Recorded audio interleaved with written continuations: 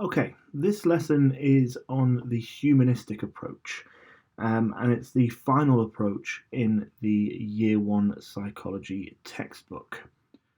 Now, important bit of information for you is that if you intend to not do the 2-year A-level course, that means if you are planning on doing the AS exams and then leaving, you will not have to know this approach. This and the psychodynamic approach are the two approaches that only apply to people who are doing the 2-year course. So if you are only doing AS, then feel free to turn off the video now. Okay, just to start, I'm going to give you a little bit of history and context for the humanistic approach. It came about in the 1950s and the 1960s. And it was born due to an increased dissatisfaction with the dominant approaches of the time. And the three main people who had this dissatisfaction were Rogers, Maslow, and Kelly. The two main approaches that were dominant at the time were the behaviorist approach and the psychodynamic approach. And both of those perspectives held very negative views of human nature. So you had the behaviorist approach, which just viewed people as puppets controlled by the strings of the environment. And then you also had the psychodynamic approach, which emphasized the conflicted person driven by unconscious instincts. So we're just slaves to our basic primal desires. And that doesn't paint a very nice picture for humans.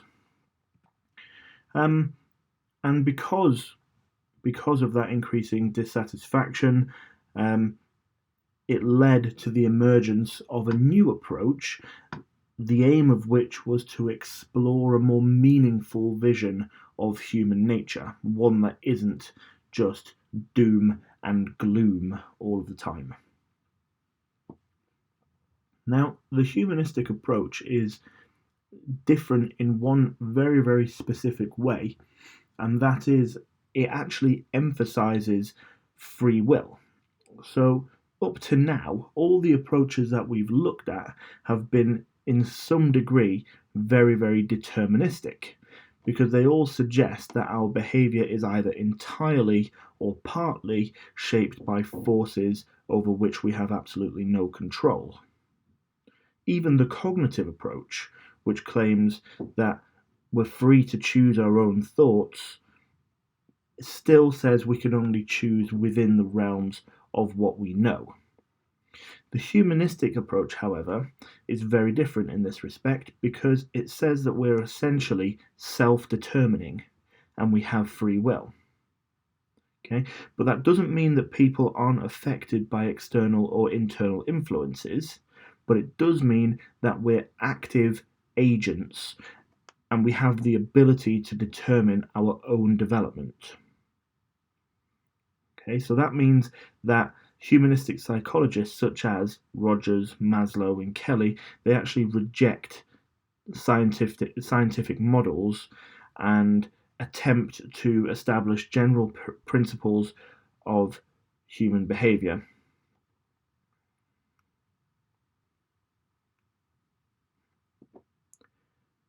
Humanistic psychologists actually say that we should concern ourselves with the subjective experience rather than try to create general laws like the behaviorist approach does. Okay, so it's all about the person as an individual, the subjective experience of the person as an individual.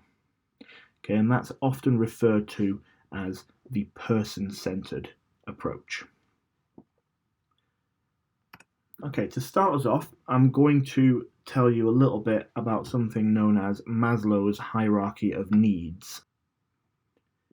So Maslow argued that human needs exist in a hierarchy, with basic needs right at the bottom of the hierarchy and higher order needs more at the top.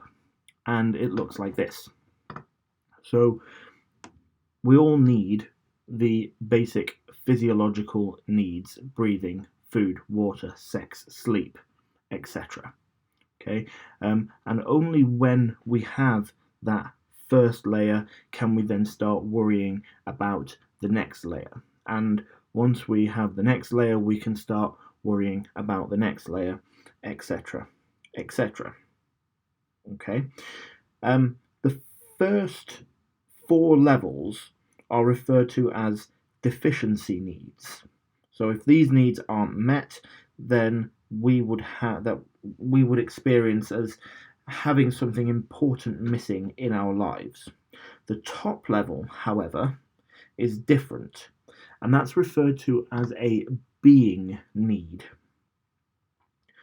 That top level, that self-actualization, that is what Maslow and other humanistic psychologists argue every person is heading towards. Okay, so they say that everybody has an innate tendency to want to achieve their full potential. Okay, they want to self-actualize. Okay, and everybody can self-actualize as well, but it's in their own power to do so. Okay, they argue that personal growth, developing, changing as a person, and becoming fulfilled is an essential part of what it means to be human. So we all want to do that. We all have an innate need and desire to do that. However, there are several barriers that lie in the way of achieving self-actualization, which we're going to look at on the next couple of slides.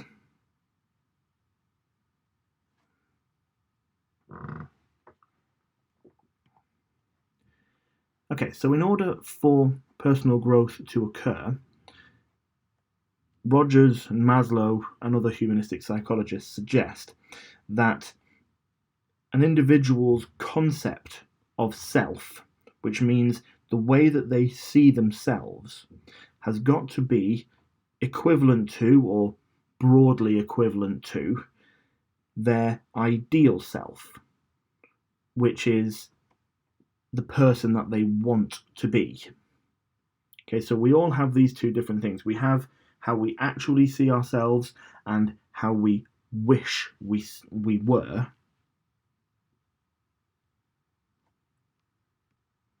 And if those two views aren't in congruence, so if they're not similar to each other, then the person will experience a state of incongruence and self-actualization will not be possible.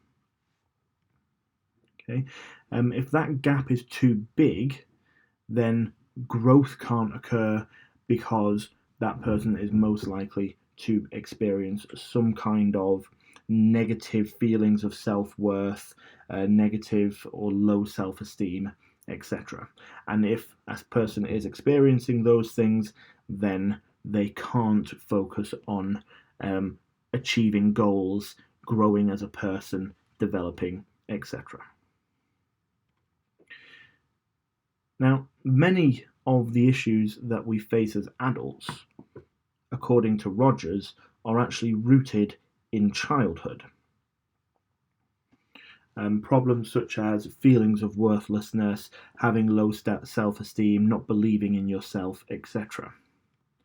And according to Rogers, they actually come from a lack of unconditional positive regard from parents. Now, what unconditional positive regard means is that your parents will love you no matter what. Okay, so most parents will say, do whatever you want to do and we will love you no matter what. However, some parents impose conditions of worth.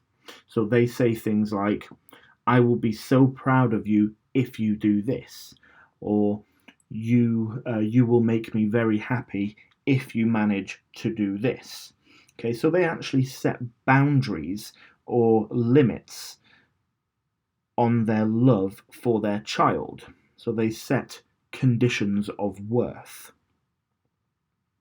And a parent that set too many conditions of worth actually store up a lot of psychological problems for their child in the future. So I'll give you an example. Let's say there's a young boy who enjoys reading, playing computer games, making model aeroplanes, etc. So he's quite quiet, isn't necessarily very sporty, but he's quite happy with that. His dad is very sporty and wants his son to be very good at sports, particularly at rugby, which is the father's game of choice. The boy's very frightened of getting hurt and letting the team down. He doesn't really like practice. He doesn't really like the game, full stop. But he wants to please his father, and he wants to win approval. His dad also says he'll be so proud of Sam, which is the boy's name, when he scores his first try. Okay, so there, straight away, you can see the boy is going to want to make his father proud, but his father is imposing a condition of worth.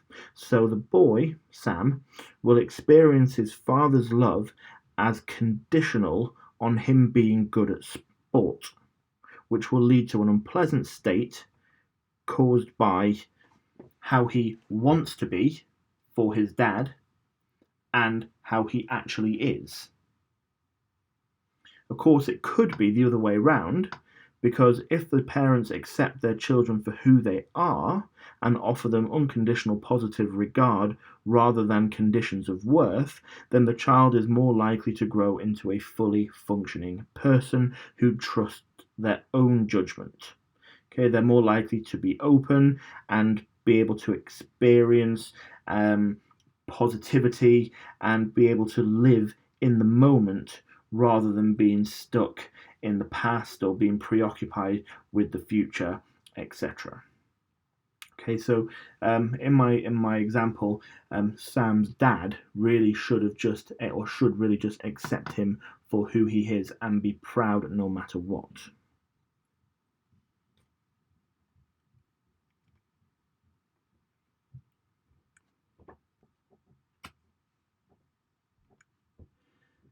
Okay, and from this, a new type of therapy was born, something known as the person-centered approach. Okay, and the person-centered approach actually focuses on that gap between the self-concept and the ideal self and aims to reduce that gap. Okay, person-centered therapists, they try to provide clients with the unconditional positive regard that they failed to receive as children, and in doing so, they actually reduce the gap between the two ideas of self, and they actually help people to cope with the pressures of everyday living. So it's a very, very positive way of looking at therapy.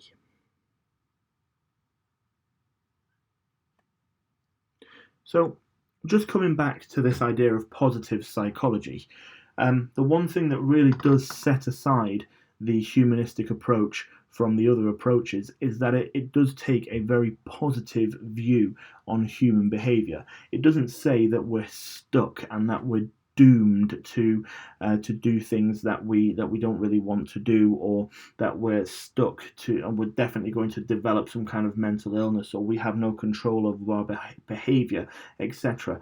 It really does take all of that out of the image, and it replaces it with this idea that we are in control of what happens.